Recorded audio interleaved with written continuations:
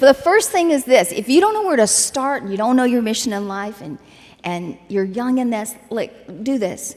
Start at the good. Start at the good. What is the good that you can do?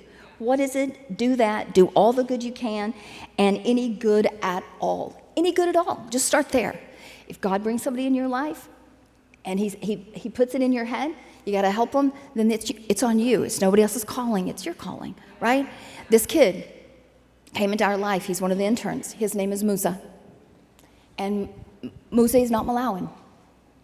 We met him in Malawi, and he is from the Congo. And Musa, 26 years old, he got up to go do his business one night into the woods. You know what that means? Do your business. And when he came back, he heard his family screaming. And all of his family was killed except him. And by the rebels that came through. And the neighbor saw him the next day and said, Musa, if they find you're alive, they're going to kill you too.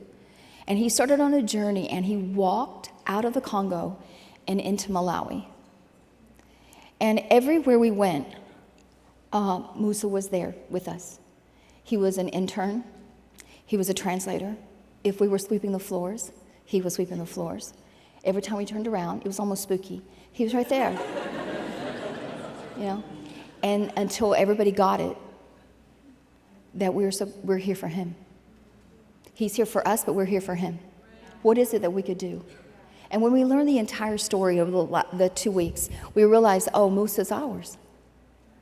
That place he lives in is only capacity of 10,000 refugees. Because when you go into Malawi, you're put in a refugee camp. And with those 10,000, it grew to 52,000. So a girl who just texted me not too long ago, she said, I went to visit, and they're just waiting for these refugees to die here. The UN giving these refugees $10 a month to live on, just to buy bread. And so I don't know why Musa, and I don't know why me, or I don't know why you, but there is a time when God picks people up and says, and puts them right by you and says, this is the one that you were supposed to stand in the gap for and take care of until he takes care of somebody else. And that was Musa. And so a team of us are sponsoring this kid to come to the United States, to come to school here, to be a part of us, to be a part of our family. And that may take months. I don't know. I want it tomorrow, but it's going to take a while. But isn't it a beautiful thing that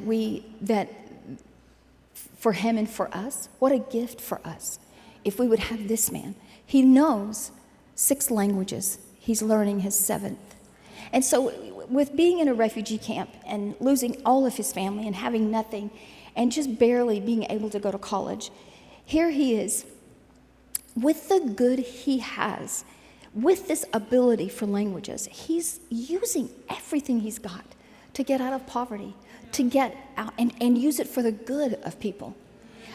What is it that we have to have conditions be brilliant before we'll do anything, right? How is it that God uses the least in order to do the most? I want to be there with him by his side. I want to see him live his best life, right? Because there was somebody there that showed me how to live my best one, right? That I was to live by faith and to be known by love. And this defines us. I want to tell you this, being known by love, it defines us. Whether we exist or not as a church defines if we are willing to love people. And this is all our mission statement, that we have to be known by love. Jesus was known by love. It is God's economy. Love is his economy, not his dollars, right? And he puts his hand of love on us, and he asks us to just believe in his love, right? Paul said, all that counts is faith showing itself in love. That's all. That's all that counts. Nothing else counts. Is your faith demonstrating itself in love, right? And so when we are living by faith and being known by love and being a voice of hope, what is it if we don't know? Like, what is it if we really don't know how to do this? You start with the good, And the second thing you do is you make greatness your standard. If you don't know how to put a mission together, make greatness your standard. Don't be subhuman. Don't reach for the bottom. Don't reach for the middle. Don't reach for normal. Right? Just reach for greatness.